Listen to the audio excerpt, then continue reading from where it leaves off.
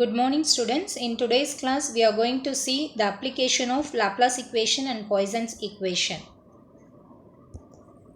So the first problem we can see is in a certain region in free space the rho v is constant along x-axis between x is equal to 0 and x is equal to 1 meter at rho equal to minus 10 to the power of minus 6 coulomb per meter cube. The boundary condition for the region are v is equal to 0 at x is equal to 0 and v is equal to 500 at x is equal to 1. Obtain the potential function and hence calculate the voltage at x is equal to 0.5 meter. So the difference between the previous problem and this problem is, in your previous problem we have analyzed the problem by means of your Laplace equation. But in this problem they did not give using what equation we need to analyze the given problem. And also in the previous problem we have identified the boundary condition, whereas in this problem the boundary condition is given. So looking at this problem, they had given rho v is going to be constant. It is not equal to 0. If it is not equal to 0, then we are going to analyze it for Poisson's equation. Why? Because the Laplace equation says the Laplacian operator of v is equal to 0. This is the equation representing your Laplace equation.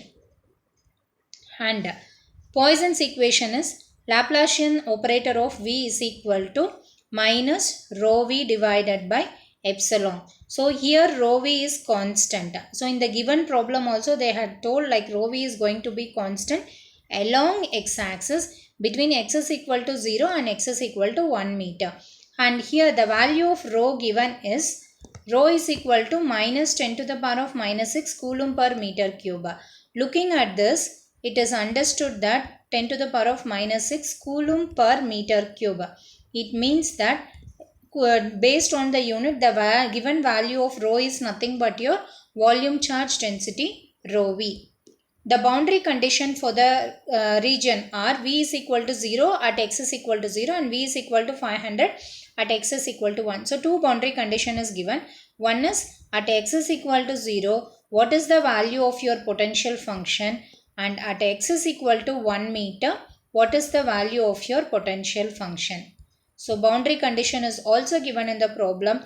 From the problem, as rho v is stated as constant, we need to focus our analysis towards Poisson's equation, and also we have to obtain the potential function and we need to calculate the voltage at x is equal to 0.5 meter. So this is the overall idea how we need to solve the problem for a Poisson's equation. Now we will start solving the problem. So from this it is understood that we are going to have the analysis towards our Poisson's equation. So the Poisson's equation says that Laplacian operator of v is equal to minus rho v divided by epsilon. So in case the Laplacian operator, and also in the they have told like it has to be analyzed here rho v is constant along x-axis. So it should be analyzed by means of your x, y, z coordinate system. In Cartesian coordinate system, if you expand this Laplacian operator, we will get dou square v divided by dou x square plus dou square v divided by dou y square plus dou square v divided by dou z square is equal to minus rho v divided by epsilon. Here when you check the problem, the given problem rho v is constant only along your x-axis direction. Therefore, the potential function along your y-axis and z-axis is going to be 0. That is what we have represented the given potential function as a function of x, which is equal to Laplacian operator of v is equal to dou square v divided by dou x square, which is equal to minus rho v divided by epsilon. The value of rho v given is minus 10 to the power of minus 6 coulomb per meter cube, and the value of epsilon is nothing but epsilon naught into epsilon r. The value of epsilon naught is 8.854 into 10 to the power of minus 12. Epsilon r is equal to 1. Why? Because it is given in a certain region in free space. For a free space, the value of epsilon r is equal to 1. Therefore, substituting all the values in this equation, we are going to get the value as 112.94 into 10 to the power of 3. That is Laplacian operator of V is equal to 112.94 into 10 to the power of 3. Now if we integrate this particular equation 2 times, we can obtain the expression for V. If you are integrating for the first time, we will get dou V by dou x is equal to 112.94 into 10 to the power of 3x plus C1.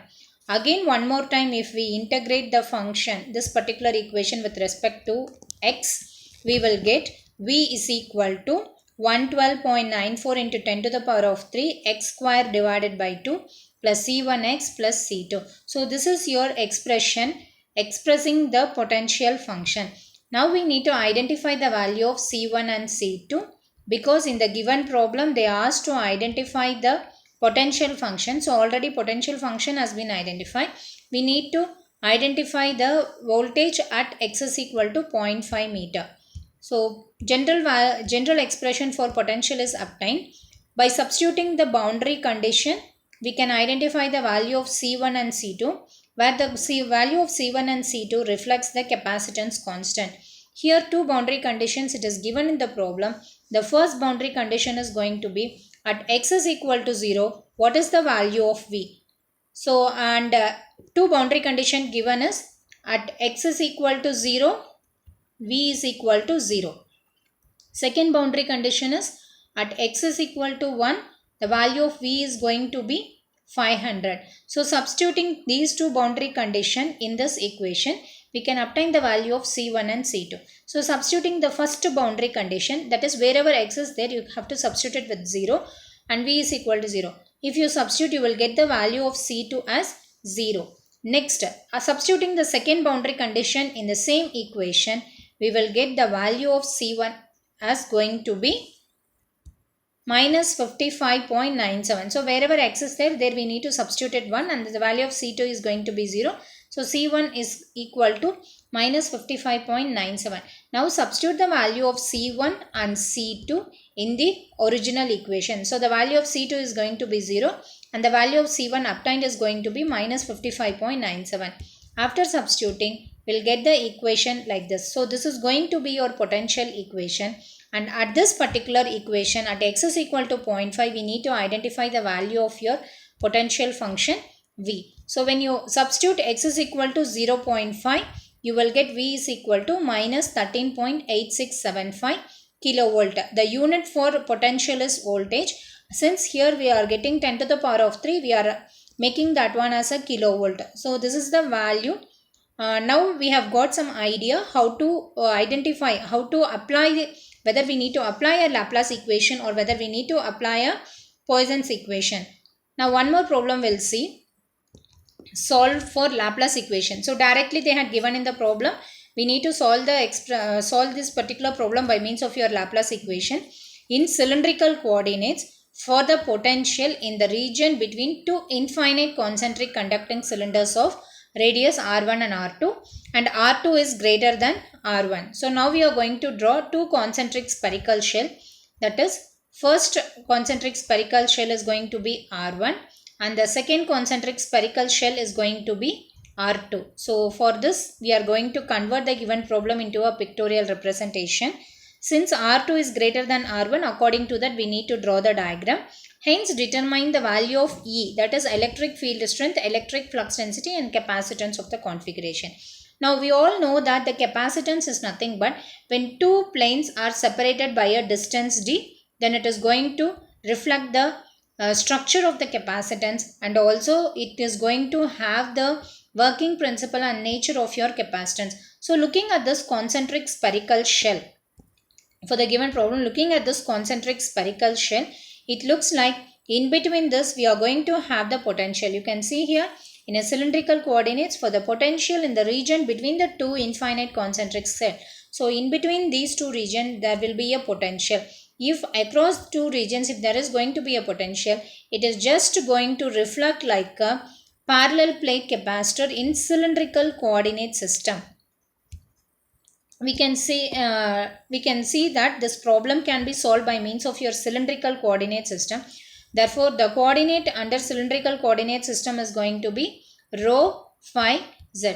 So, we need to write the Laplace equation. Laplace equation is Laplacian operator of V is equal to 0. Now we have to take this Laplacian operator of V. Laplacian operator of V, we need to expand it for cylindrical coordinate system which is having rho phi z coordinate. If you expand and write it, you will be getting 1 divided by Laplacian operator of V in cylindrical coordinate system is going to be 1 divided by rho, dou by dou rho, rho into dou V divided by dou rho. It is going to be your first term. Second term with respect to phi and third term with respect to z we need to write it. But in the given problem, as the looking at the diagram, it is understood that the potential is going to be with respect to the function of your radius r. Therefore, we can write it. The potential is a function of r and hence it is independent of phi and z. Therefore, we can write the Laplacian operator of V is equal to 0. This is the general expression for your Laplace equation. Expand and write this Laplace equation for your cylindrical coordinate system. If you expand and write it, Laplacian operator of V is equal to 1 by rho, dou by dou rho, rho into dou V by dou rho into a rho vector plus with respect to phi 1 by rho square, dou square V by dou phi square into a phi plus dou square V by dou z square into a z vector. Since the potential is a function of r, we can neglect these two terms and will get only the term 1 divided by rho, dou by dou rho, rho into dou V divided by dou rho into a rho. So when you are getting this expression, you have to integrate this expression twice. When you integrate this expression twice, this rho, it is outside the differentiation, so you can take it towards your right hand side. So it will become 0. When you are integrating once, you will be getting rho into dou V by dou rho is equal to C1.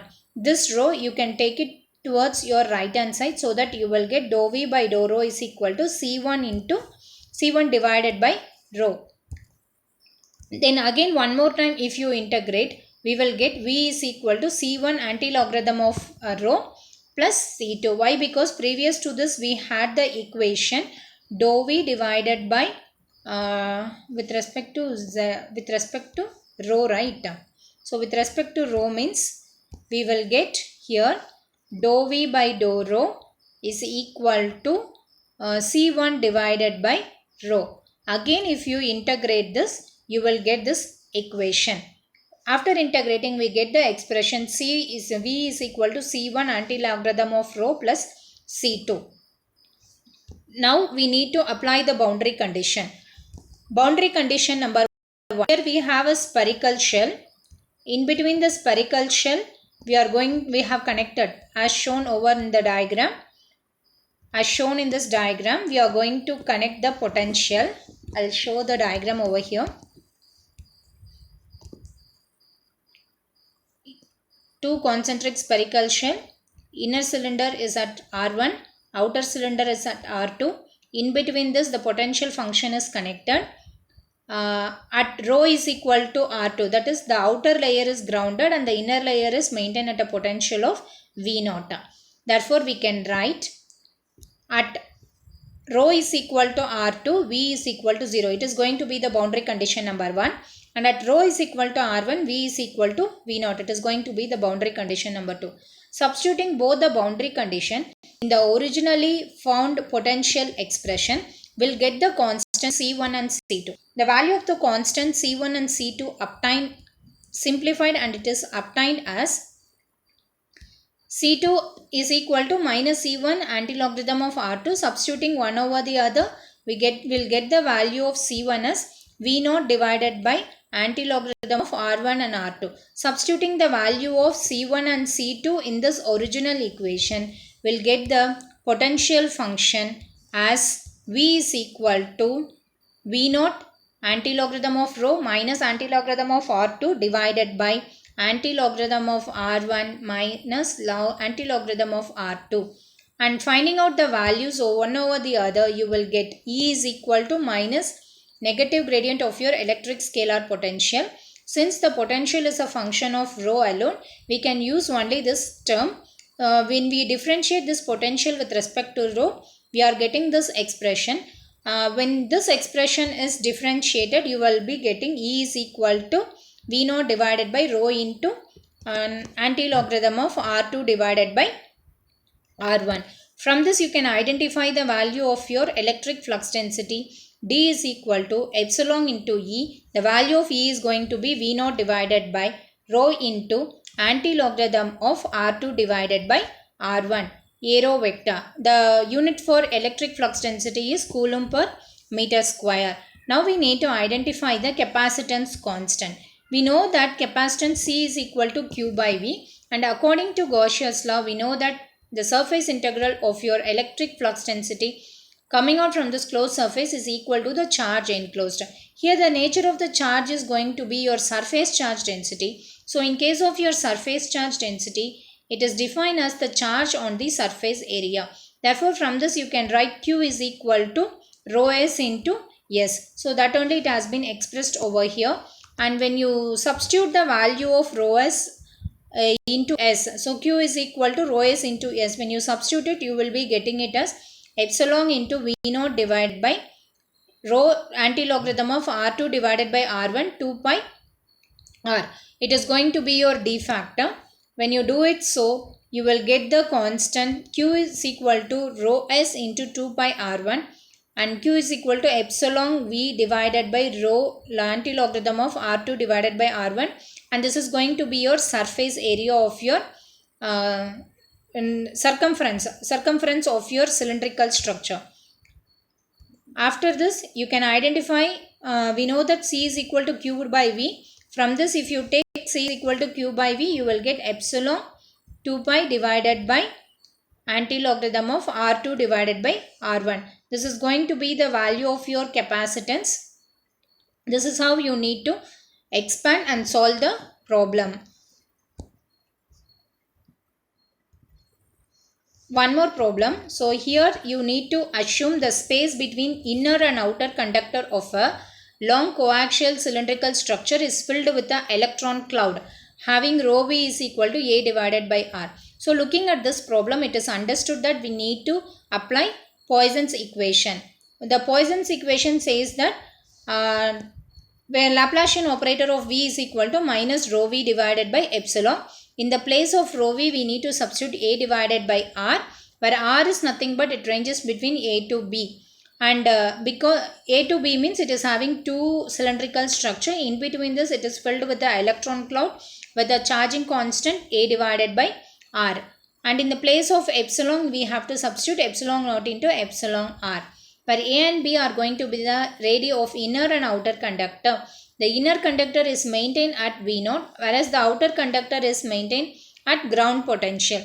Determine the potential difference in the region between R is equal to A to B. So in between this, we need to identify the potential difference. So we know that potential now it is a function of rho factor.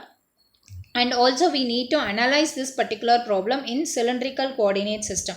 In cylindrical coordinate system, if you expand and write this Laplacian operator of V, we will get 1 by rho, dou by dou rho, rho into dou V divided by dou rho into A rho vector, plus dou square V divided by rho square into dou phi square A phi vector, plus dou square V divided by dou Z square, which is equal to minus rho V divided by epsilon.